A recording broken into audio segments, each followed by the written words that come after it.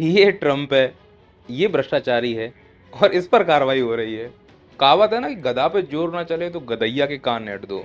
अब ट्रम्प का मुंह बंद नहीं कर पा रहे हैं, भ्रष्टाचारी को जेल में नहीं डाल पा रहे हैं, बलात्कारियों को सजा नहीं दे पा रहे हैं, इकोनॉमी सुधार नहीं पा रहे हैं, और इसकी जो जानकारी दे रहा है, फिर वो चाहे छोटा बच्चा हो या महिला, बेशर्मियों की तरह उसके ऊपर एफआईआर कर दो। और वही इस बच्चे के साथ हुआ है। 14 साल का ये बच्चा है। इसका कसूर केवल इतना है कि छोटी सी उम्र में किताबें पढ़कर ये तार्किक हो गया है। और तर्क इतने स्तर के कि सरकार को आईना दिखा रहा है, और यही सरकार को पसंद नहीं है, तो इस बेचारे बच्चे के ऊपर एफआईआर कर दी इन लोगों ने। Oh my God. और मैं तो कहता हूं सरकार ने एकदम सही किया जो इस लड़के के ऊपर एफआईआर कर दी। देखो कैसे ये दिन दहाड़े किताबों को लहरा रहा है।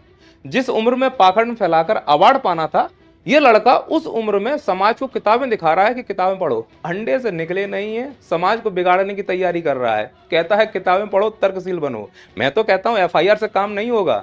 ऐसे भविष्य में जो पढ़ाई लिखाई की बात करने वाले नौनिहाल हैं, उनके ऊपर देशद्रोह का मुकदमा दायर करो। और ऐसे लोगों को ये समझ में आना चाहिए कि पढ़ाई लिखाई करने वालों का इस देश में कोई भविष्य नहीं है। ऐसा पाखंड फैलाओ, फिर बड़े होकर इस प्रकार का बलात्कारी बनो।